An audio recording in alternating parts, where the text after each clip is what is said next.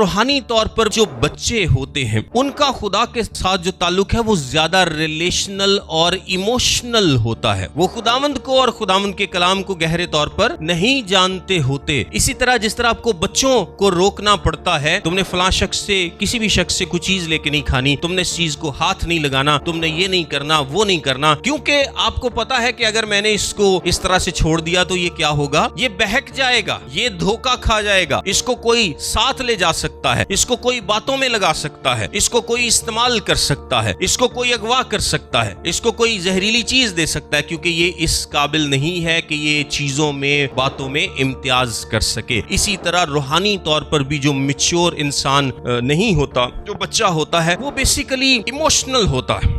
ना सिर्फ इमोशनल होता है क्योंकि उसको थियोलॉजी का, डॉक्ट्राइन का, खुदा की तालीम का, खुदा का उतना पता नहीं है। रिलेशन उसका जरूर है खुदा के साथ, लेकिन वो रिलेशन ज्यादातर बेस करता है इमोशंस पे। मैनू जनाब खुदा ने गड्डी देती, बड़ा खुश, बड़ा राजी, असी जेडे चीज़ां ले लेके खुश होंदे रहने हैं खुदा को, फिर चीज़ां ली ही हर टाइम दुआ करते रहने हैं। तो आप सोच सकते हैं कि अभी आप क्या हैं रूहानी तौर पर, बच्चे हैं। क्योंकि बच्चे ही ऐसा करते हैं ना कि बच्चों बस चीज़ां चॉकलेट या खिलौने दई रखो तो बच्चे की रहंदे ने, खुश रहंदे ने। और उन्हां दी ख्वाहिश भी हर टाइम ये हुंदी, तुसी बच्चे के आइसक्रीम रख दो तो जिड्डा मर्जी को दुनिया दी अच्छी शय रख दो, उन्हें की चुकना, उन्हें आइसक्रीम ही चुकनी, क्योंकि उसको भी चीज़ों का पता नहीं है, इम्तियाज नहीं है, डिसर्नमेंट नहीं है। इसी तरह रूहानी तौर पर जो बच्चे हैं उनको बहकाया जा सकता है, उनको गलत तालीम दी जा सकती है, उनको कल्ट्स इजीली काबू कर लेती हैं, क्योंकि उनके पास साउंड बिब्लिकल टीचिंग अभी नहीं होती, वो खुदावंद के कलाम में मैच्योर नहीं होते। और मैंने जिस तरह से आपको बताया कि ये जो हमारे लोग हैं, आप अक्सर देखते हैं ना कि शिफा और दुआ वाले क्रूसेड्स पर बहुत ज्यादा लोग होते हैं। क्यों? क्योंकि वो लोग ज्यादातर रूहानी तौर पर मैच्योर नहीं होते।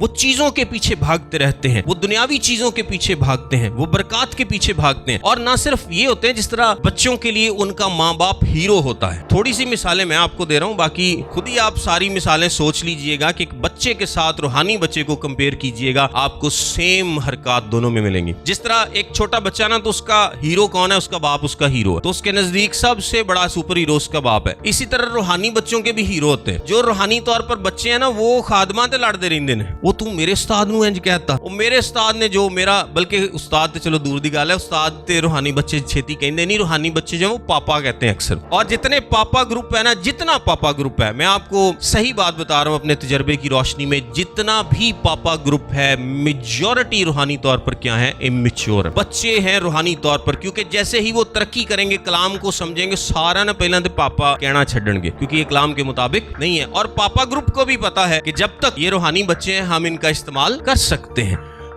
उनके भी हीरो होते हैं, बल्कि कलाम में भी हीरो थे। मैं आपको बताता हूँ, कुरिन्थियों का पहला खत, उसका 3 बाब, उसकी पहली 2 आयत, वो कहता है कि भाइयों, मैं तुमसे उस तरह कलाम ना कर सका जिस तरह रूहानियों से, बल्कि जैसे जिस्मानियों से, और उनसे जो मसीह में बच्चे हैं। मैंने तुम्हें दूध पिलाया और खाना ना खिलाया, क्योंकि तुमको उसकी बर्दाश्त ना थी, बल्कि अब भी बर्दाश्त नहीं है। 4 आयत में देखें, लिखा है, इसलिए कि जब एक कहता है कि मैं पौलुस का हूं और दूसरा कहता है कि मैं अपुल्लोस का हूं, तो क्या तुम इंसान ना हुए? यानी मेरा हीरो तो पौलुस है, उदों भी वो लड़दे सी कि भाई साडा ते खादम आए, साडा खादम फलाना है। तो आज भी जो रूहानी बच्चे हैं, ये खादमों पे आपको लड़ाई करते दिखाई देंगे कि तुसी साडे पापे नू खबरदार कुछ कहता। तो ये बेसिकली रूहानी इमैच्योरिटी होती है, जब आप लोगों को हीरोज बना लेते हैं। क्योंकि आपका हीरो और आपका सब कुछ कौन होना चाहिए? सिर्फ और सिर्फ खुदावंद यीशु मसीह होनी। इज्जत खुदावंद में हमें सबकी करनी है, सबकी इज्जत करनी है और खूब करनी है, अपने से बेहतर जानना है।